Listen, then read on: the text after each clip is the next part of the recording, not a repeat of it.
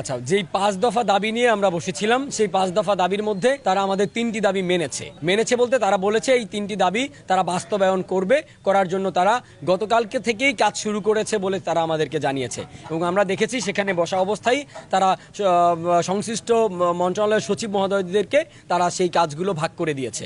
এবং ভোলা বরিশাল সেতুর যে কাজ চলমান রয়েছে এবং কাজগুলো চলছে, সেই পেপারসও তারা আমাদেরকে দিয়েছে। আমরা সেই পেপারসগুলো আপনাদের হাতে অবশ্যই দিব। এবং যে দুটি তারা আমাদের সাথে অনীহা প্রকাশ করেছে তার মধ্যে হচ্ছে মেডিকেল কলেজ এবং ঘরে ঘরে গ্যাস। তবে ঘরে ঘরে গ্যাসের বিকল্প হিসেবে তারা আমাদেরকে একটি পন্থা বলেছে এবং সেটা আগামী 7 দিনের মধ্যে তারা কার্যক্রম করবে, এই কথা তারা আমাদেরকে দিয়েছেন। আমরা অবস্থান কর্মসূচি নিয়েছি যে আমরা একটি দৃশ্যমান পদক্ষেপ না পাওয়া পর্যন্ত আমরা আসলে বিশ্বাস করতে পারতেছি না যে আসলে কি এই যেসব তারা আশ্বাস আমাদেরকে দিয়েছে এগুলো কি বাস্তবায়ন হবে কি না।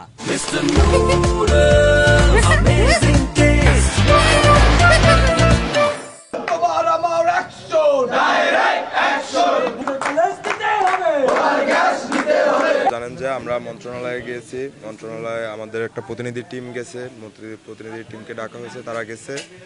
তা আমাদেরকে যে বিষয়ে আশ্বাস দেওয়ার জন্য তারা নিচ্ছে, যে বিষয়ের জন্য আমাদেরকে ডাকছে, আমরা তার আশানুরূপ ফলশ্রুতি আমরা কিছুই পাইনি। আমাদের প্রধান দাবিগুলোর ভিতরে ছিল ভোলা বরিশাল সেতু, ভোলার ঘরে ঘরে গ্যাস চাই, ইভেন আমাদের ভোলা একটি মেডিকেল কলেজ চাই।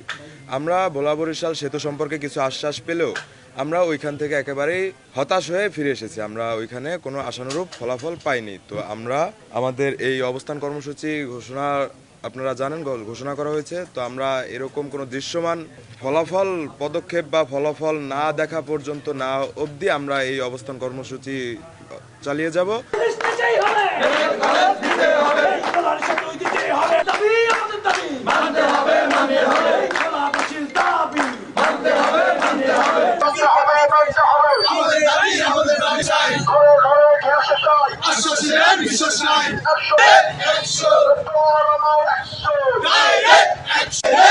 Action!